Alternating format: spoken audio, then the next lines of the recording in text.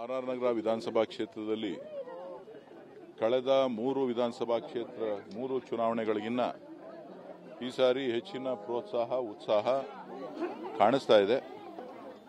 So ಇವತ್ತು ಏನು ಬೇರೆ ರೀತಿಯಲ್ಲಿ ಪ್ರಚಾರಗಳು ನಡೀತಾ ಇದೆ, ಅದಕ್ಕೆ ವಿರುದ್ಧವಾಗಿ ಇವತ್ತು ರಾಜರಾಜೇಶ್ವರಿ ವಿಧಾನಸಭಾ ಕ್ಷೇತ್ರದ ಜನ ನನಗೆ ಆಶೀರ್ವಾದವನ್ನು ಮಾಡ್ತಾರೆ. ಸರ್, ಒಂದು ಕಮೆಂಟ್ ವೈರಲ್ ಆಗ್ತಾ ಇದೆ. ಕುಮಾರಸ್ವಾಮಿ ಅವರು ಹೇಳಿದ್ದಾರೆ ಅಂತ ಹೇಳಲಾಗ್ತಾ ಇದೆ. ಗ್ಯಾರಂಟಿಯಿಂದ ಮಹಿಳೆಯರು ದಿಕ್ಕು ತಪ್ತಾ ಇದ್ದಾರೆ, ಈ ರೀತಿಯ ಹೇಳಿಕೆಯನ್ನ ಕೊಡ್ತಾ ಇದ್ದಾರೆ. ಇದು ಯಾಕೆ ಸರ್ ಗ್ಯಾರಂಟಿ ಬಗ್ಗೆ ಅವ್ರಿಗೆ ಇಷ್ಟು ಆಕ್ರೋಶ ಅಥವಾ ಮಹಿಳೆಯರ ಬಗ್ಗೆ ಆಕ್ರೋಶ ಅಂತ? ಅವರು ಬಹುಶಃ ವಿಚಲಿತರಾಗಿರಬೇಕು ಅಂತ ಕಾಣಿಸ್ತದೆ.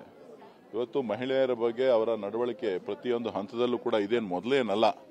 ಮಹಿಳೆಯರ ಬಗ್ಗೆ ಕೇವಲವಾಗಿ ಮಾತನಾಡಿರ್ತಕ್ಕಂಥದ್ದು. ಹಿಂದೆ ಕೂಡ 2-3 ಬಾರಿ ಅವರು ಮಹಿಳೆಯರನ್ನ ಬಹಳ ಕೀಳಾಗಿ ಮಾತನಾಡಿರ್ತಕ್ಕಂಥ ಉದಾಹರಣೆಗಳು ಈ ರಾಜ್ಯದ ಜನರ ಮುಂದೆ ಇದೆ.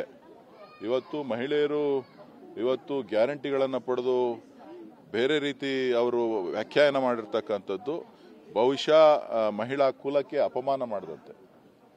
ಯಾರು ಸ್ವಾಭಿಮಾನದ ಬದುಕನ್ನ ಬದುಕಲಿಕ್ಕೆ ಇವತ್ತು ಗ್ಯಾರಂಟಿಯನ್ನ ನಾವು ಕೊಟ್ಟಿದ್ದೇವೆ. ಮಹಿಳಾ ಸಬಲೀಕರಣದ ಮಾತುಗಳನ್ನು ಇವತ್ತು ನಾವು ಪ್ರತಿಯೊಬ್ಬರು ಕೂಡ ಮಾತನಾಡ್ತೇವೆ. ಆದರೆ ಅವರಿಗೆ ಕೊಡುವಂಥ ಪ್ರೋತ್ಸಾಹವನ್ನು ಇಷ್ಟೊಂದು ಕೀಳಾಗಿ ಮಾಡ್ತಾಂಡಿರ್ತಕ್ಕಂಥದ್ದು ಬಹುಶಃ ಎಲ್ಲರೂ ಕೂಡ ತಲೆ ತಗ್ಸುವಂಥ ವಿಚಾರ.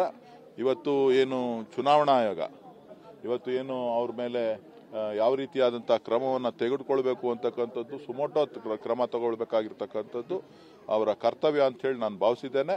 ಇವತ್ತು ಇಡೀ ಸಮಾಜಕ್ಕೆ ಇವತ್ತು ತಲೆ ತಗ್ಸುವಂಥ ವಿಚಾರಗಳನ್ನು ಅವರು ಜನರ ಮುಂದೆ ಇಟ್ಟಿದ್ದಾರೆ.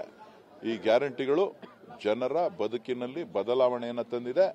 ಕೇವಲ ಮಹಿಳೆಯರು ಮಾತ್ರ ಅಲ್ಲ, ಇಡೀ ಕುಟುಂಬದ ವ್ಯವಸ್ಥೆ, ಕುಟುಂಬದ ಆರ್ಥಿಕ ವ್ಯವಸ್ಥೆ ಇವತ್ತು ಬದಲಾಗ್ತಾ ಇದೆ.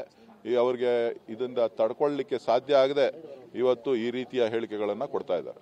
ಸರ್, ಡಿಕೆ ಬ್ರದರ್ಸ್ ಬೇರೆ ರಾಜ್ಯಗಳಿಗೆ ಎಟಿಎಂ ಅಂತ ಹೇಳಿದ್ದಾರೆ ಸರ್. ಕರ್ನಾಟಕದಿಂದ ದುಡ್ಡು ಕಳಿಸ್ತಾರೆ ಮತ್ತೆ ಫೈನಾನ್ಸರ್ಸ್ ಅಂತ.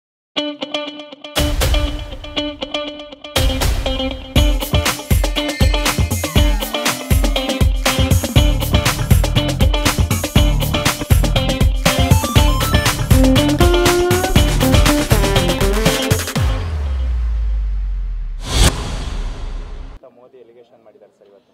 ಪ್ರಧಾನಮಂತ್ರಿಗಳು ಫಸ್ಟ್ ನಮ್ಮ ತೆರಿಗೆಯ ಹಣವನ್ನ ಬೇರೆ ರಾಜ್ಯಗಳಿಗೆ ಕೊಡ್ತಾ ಇರೋದನ್ನ ಅದ್ರ ಬಗ್ಗೆ ಅವರು ಹೇಳ್ಬೇಕು.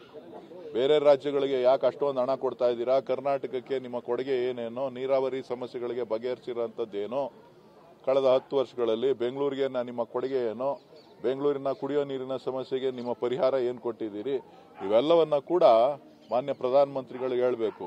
ಕೇವಲ ರಾಜಕೀಯ ಭಾಷಣಗಳನ್ನು ಮಾಡ್ತಾ ಜನರನ್ನ ದಾರಿ ತೆಗೆಸುವಂತ ವಿಚಾರಗಳೇನಿದೆ ಅದು ಅಪ್ರಸ್ತುತ. ಇವತ್ತು ನಿಮ್ಮ ಏನು ನೀವು ಕೆಲಸ ಮಾಡಿದ್ದೀರಿ ಅದನ್ನ ರಾಜ್ಯ ಜನರಿಗೆ ಎಷ್ಟು ಸುಳ್ಳನ್ನ ಹೇಳಿದಿರಿ, ಈ ಮಾಧ್ಯಮಗಳ ಮುಖಾಂತರ ಎಷ್ಟು ಸುಳ್ಳು ಭರವಸೆಗಳನ್ನ ಕೊಟ್ಟಿದ್ದೀರಿ ಈ ದೇಶದ ಜನರಿಗೆ, ಈ ದೇಶದ ಯುವಕರಿಗೆ ಯಾವ ರೀತಿಯಾದಂಥ ದಾರಿ ತಪ್ಪಿಸುವಂತ ಕೆಲಸಗಳನ್ನ ತಾವುಗಳು ಮಾಡಿದಿರಿ. ಅದ್ರ ಬಗ್ಗೆ ನೀವು ಪ್ರಶ್ನೆ, ಅದನ್ನ ನೀವು ಸಾರ್ವಜನಿಕವಾಗಿ ಹೇಳಿಕೆಗಳನ್ನ ಕೊಡಬೇಕು. ಅದನ್ನ ಬಿಟ್ಬಿಟ್ಟು ಏನು ಮಾತಾಡದೆ ಯಾರ ಮೇಲೋ ಆರೋಪ ಮಾಡಿ ಹೋಗ್ತಕ್ಕಂಥದ್ದು ಇದು ಸರ್ವೇ ಸಾಮಾನ್ಯ ಆಗಿದೆ. ಇದನ್ನ ನೋಡಿದ್ದಾರೆ, ಜನಕ್ಕೆ ಗೊತ್ತಿದೆ ಏನು ಅಂತ ಹೇಳಿ. ಖಂಡಿತ ಅವರಿಗೆ ತಕ್ಕ ಉತ್ತರ ಈ ಬಾರಿ ಸಿಗ್ತದೆ.